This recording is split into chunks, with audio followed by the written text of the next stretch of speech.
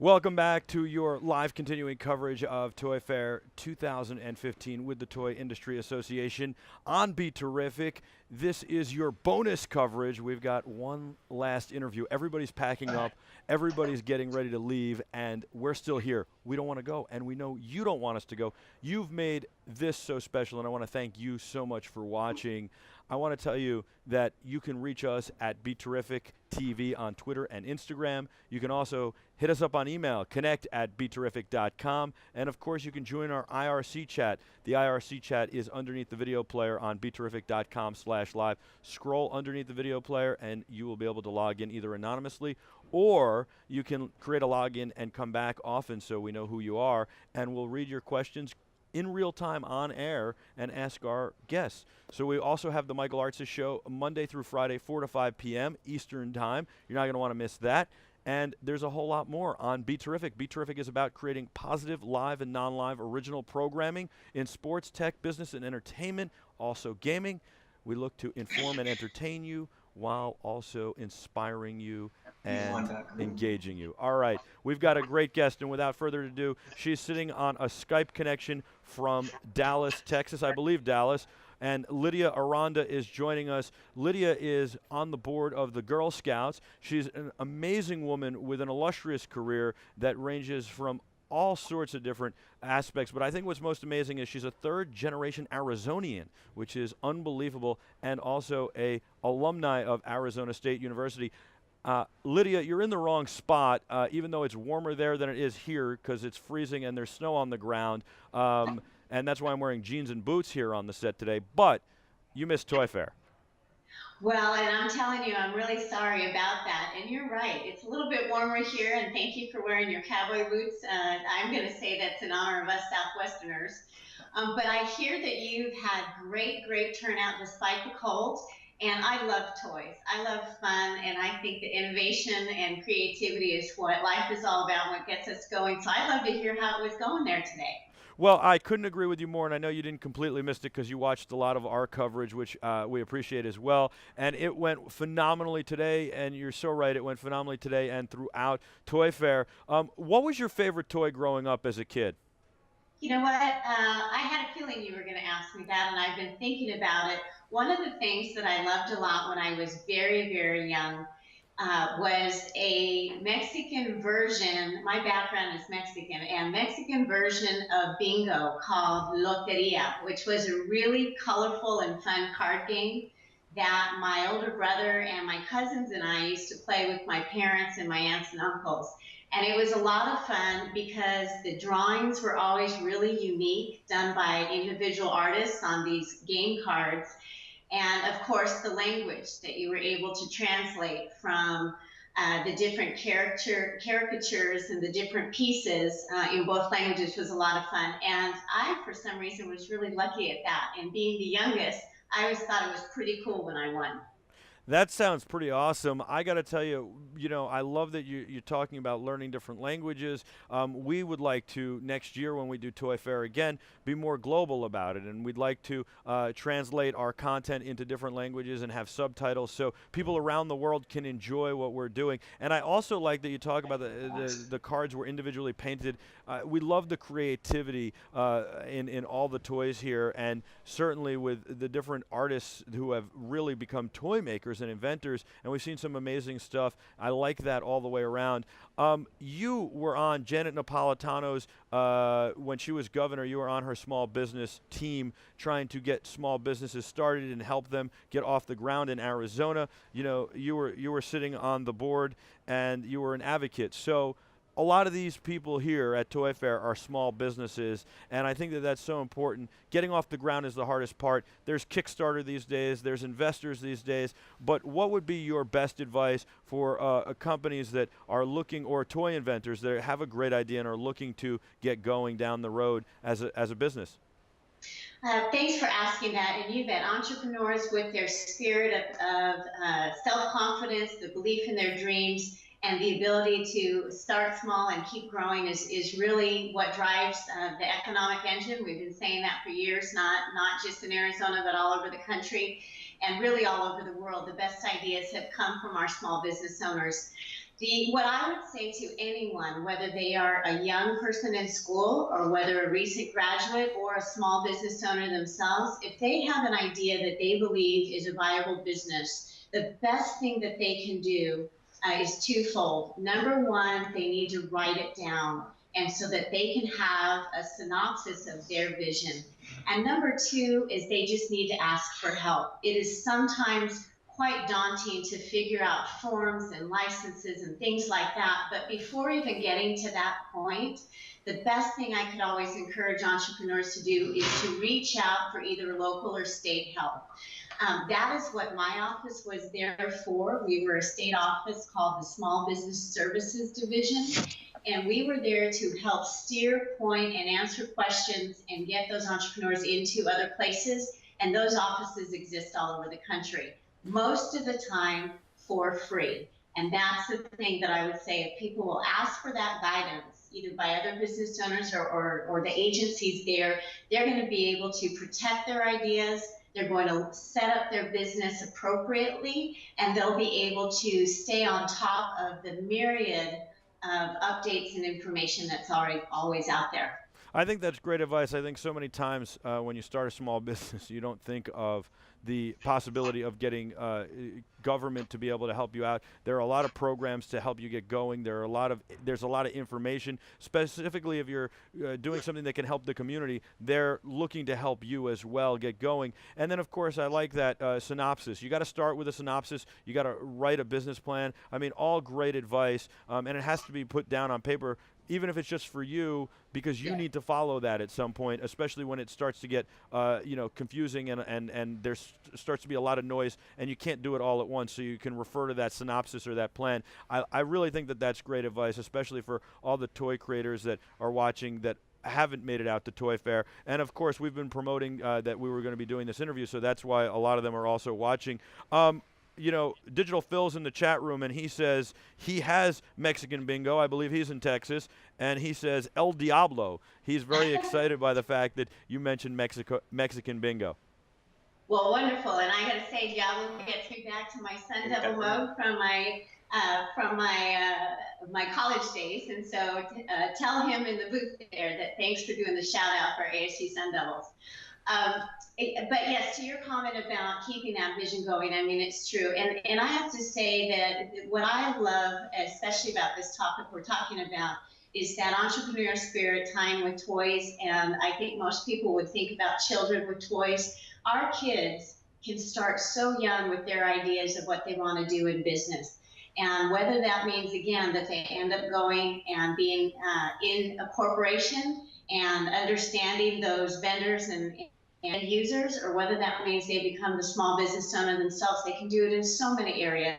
We see it with a lot of the organizations in our community. And I think another thing that's very important is when entrepreneurs themselves, not that they have free time, because they usually are, chief cook and bottle washer all at the same time, but when they have an opportunity to give back to their community, that's what helps all of us go forward.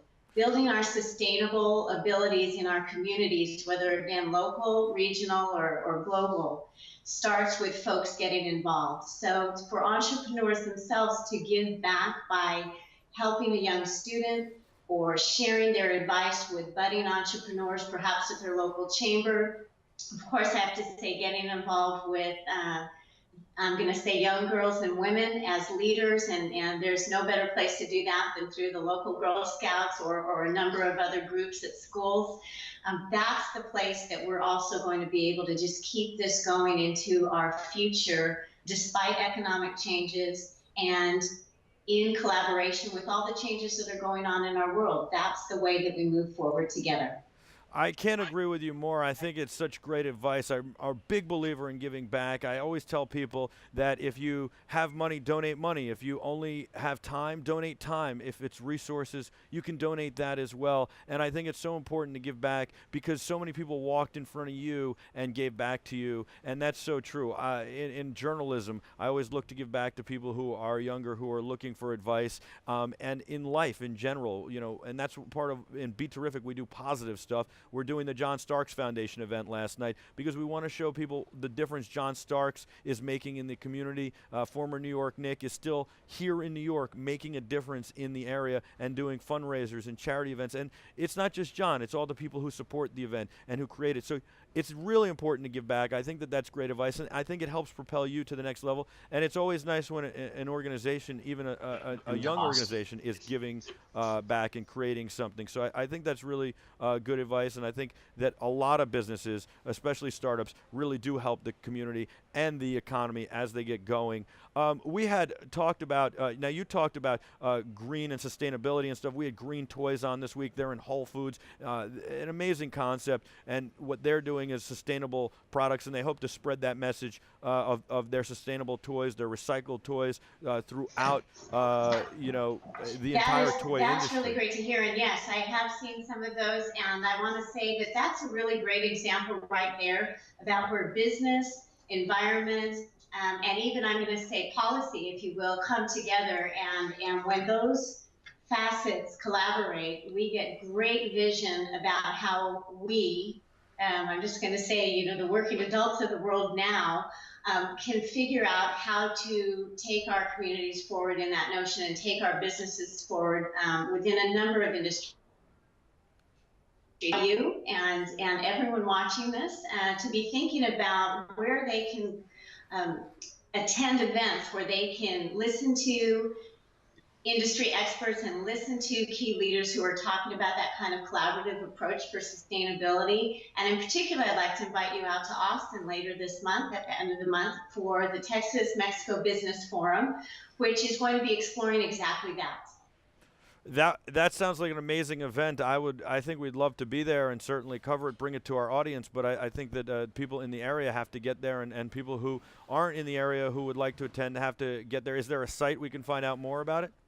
There sure is, and I'm going to give you one of the simplest sites: www-1.co.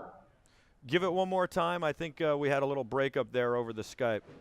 You bet. It's www.w-1.co. I love it. www.w-1.co. And so everybody's got to go check that out for sure. Additionally, I wanted to say that we had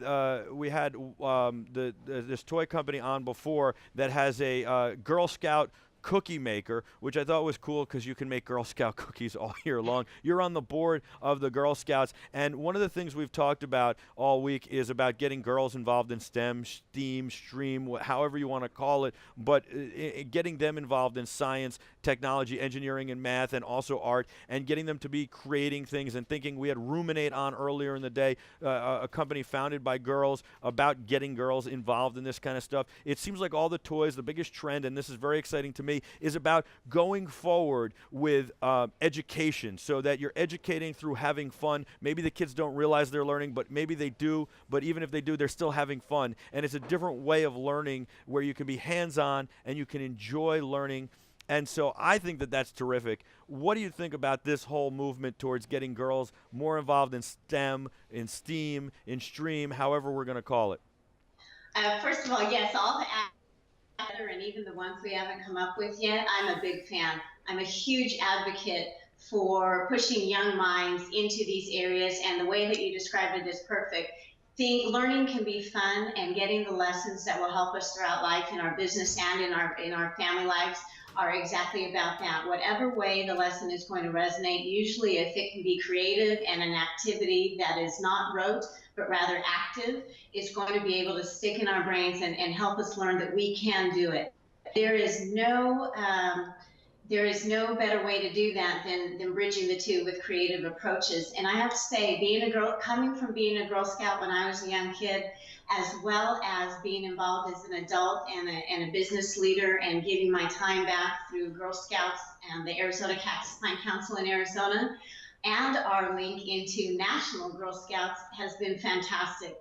The truth of the matter is, anytime you get people together and a group of professional women, and you ask them, please raise your hands in this room if you ever were involved in Girl Scouts, a majority of those hands go up because they learned confidence, They learned through their cookie sales about business concepts, and yet, like you said, it was fun. It's a fun product to sell, and it's fun to do it with your friends and family.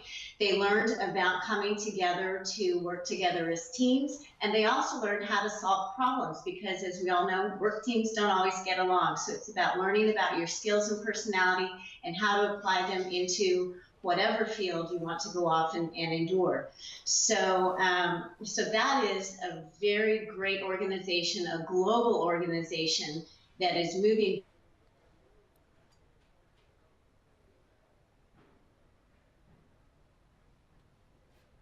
Give a shout out to the current CEO of Girl Scouts USA. She is from Arizona and a dear friend, Ana Maria Chavez, and she has become the first Latina to run the Girl Scouts in all of its organization, or excuse me, all of its history.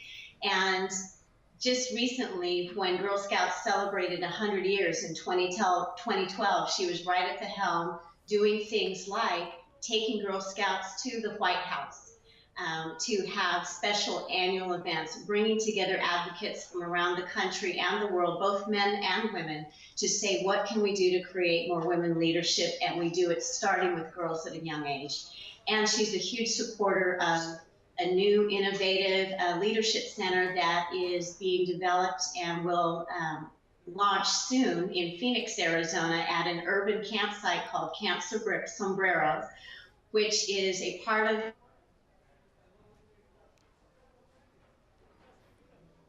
on innovation and leadership for women and girls. So all of those ideas come together around the concept of business, community, and about coming together into a future vision.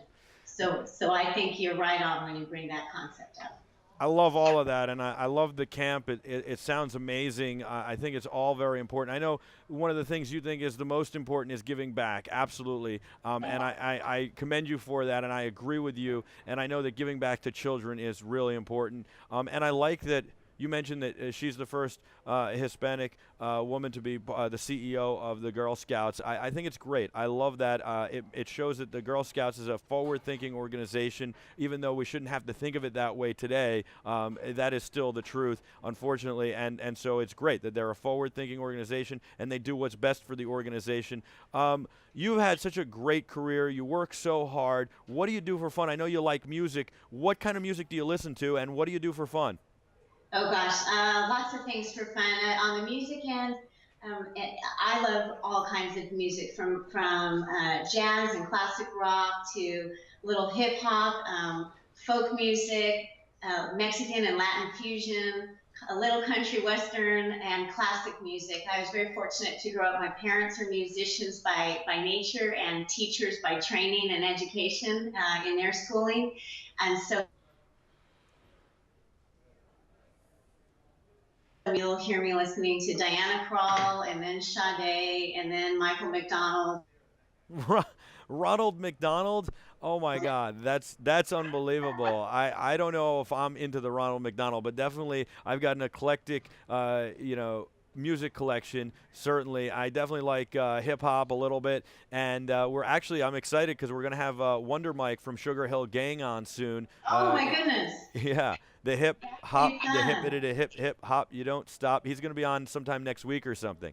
Well, I'm definitely going to watch that because that was a great era of when all of that music was being born, and I remember being in school and having a great time with those songs. So I love music, I love theater, I love attending, I love travel and cooking. But I love attending events where there is, again, that creativity and some opportunity for young people to get exposed to new ideas and their own talents. So that keeps me busy of working that in whenever I can. And there's a really neat organization I've been able to spend a lot of time with also in Arizona, both as a supporter, as a corporate sponsor, and also serving on the board called ALRE in Arizona. And it just celebrated its 10th anniversary. So we are at ALRE10.com is a place where folks can go take a little peek. This is an organization that, again, is all about taking the concepts attention to the importance of education and the impact that has on communities, not only children, but families and businesses at hand for moving forward. In other words, if we don't take the time to invest in our educational systems, and by that investing in our children, we are not seeing the biggest picture that we need to be paying attention to. So when we look at things like that, we really see that that's where our attention needs to go, whether it's in our day jobs or our extracurricular activities. With that, we help build, and we can do special things like focus on STEM, focus on girls, and all the things we've talked about so far. Awesome. Very, very awesome. I got to know one thing before I let you go, and I really appreciate your time. And I know that it even took more time because setting the Skype up in this environment in our mobile set was a little bit challenging for all of us. So I appreciate you sticking with it, and I appreciate the viewers sticking with it. But tell me about your story, because you've had such an amazing career, and I don't know much about your childhood and backstory and how you got to where you are today. But I got to imagine it has to be special, because you're special and you're really an amazing woman. Well, thank you for that. I think I've been fortunate. So I grew up in Arizona. I have an older brother, and our parents were both also from Arizona, and they were the first in their families to go to college. And coming from low income and multiple siblings and multi-generational families living in their households, it was a big deal for them to be able to go to school, but they believed in it, and their parents and grandparents believed in them. So they really took that to heart. They raised my brother and I to be looking that education is important, but also knowing yourself and finding what you like and what you're good at, and cultivating those interests by trying new things, not being afraid to go out there and test new things, meet new people, travel to new places. So that's the environment I grew up around, and I find that is just the most fortunate basis I could have come from. It went with me all the way through my schooling, through my different opportunities for work. And as I explored in my career lots of different industry, my common thread has been to be able to put my skills and experience into communications. So whether that be marketing and advertising type of communications, or whether it be community development and what my company was doing to give back to community and being able to tell that story, or whether it meant just interacting with my teams and my superiors and peers and subordinates all together to make sure I was sending the clearest message I could. That communication focus was really important. Getting a good message and a true message that sent a lot of value is what I've been able to carry through my career and get to where I am today, and apply that also to the things that I do outside of my H5 job. I like it. I think it's an inspirational story. I think you're a pioneer, and you've really had to, persevere through a lot of things. But I also think it's a great story about that, and also a vision and how you can, change directions and find a path that works best for you as well. What's the best barbecue? Is it Dallas or Texas, or is it Arizona? I have to say, and Arizona has, I think, the best Mexican food, and Dallas certainly has the best barbecue, no doubt in my mind. You got a favorite spot in Dallas? I've got several. Gosh, I don't even know that I could list them all right now, but I'm going to tell you, if you come to Dallas, there are great places, and we'll get you to the right spot. Same thing if you come to Austin at the end of the month, there are some other favorite spots down there. So I'll start making my list. And for all of you who are watching, as well as you, Michael, and your team, look forward to seeing you later this month, as well as next time I'm headed up your way into New York. Excellent. Well, we'll definitely look forward to seeing you in New York, and we'll have to make Austin happen and some barbecue for sure. And we look forward to Dallas barbecue as well. I really appreciate your time, the insight, and certainly the great stories as well. You're an inspiration to all, and thanks for coming on and being telling us your story and being positive. And thanks for sitting through all the things that have to go on behind the scenes to make this happen, especially in a mobile environment. I'd be remiss without thanking the crew here, Adam Holtz and Chris Voncino and Peter Poon, all work marvelously behind the scenes to make this happen. So I got to thank them as well. Thank Thank you all, and I want to give a shout out not only to the crew there for setting us up, but I want to say thanks to Fusion Flicks and Fusion Productions here on our end. And I'm holding a little Tin Man. You can see one of my favorite toys are all, or stories, is all the characters out of Wizard of Oz. And whether that is the film that you would watch, or whether people enjoy the toys that have come out from that ageless story, and believing in yourself and not forgetting where you come from, not forgetting your home, is the best thing. So good luck to you. Have fun this evening and throughout the conference, and we'll be in touch real soon. Sounds good. I'm looking forward to it, and everybody should check out fusionflix.com. All right, that's it for BeTerrific. This is officially the final end of Toy Fair 2015, but it looks like we'll be back next year, and of course we're back tomorrow with the John Starks Foundation. That goes on at 5:30 Eastern, though I think we'll probably go on a little bit earlier from there. We'll probably do something live and then also tape something or record something. Look at me being super old school there with taping it. Anyway, and Thursday we'll be back with the Michael Artsis Show at 4 p.m. Eastern Time. And, of course, it's every day, Monday through Friday, 4 p.m. to 5 p.m. Thank you guys so much for watching. You make BeTerrific special, and we love you very much. We'll be back, and until then, be terrific.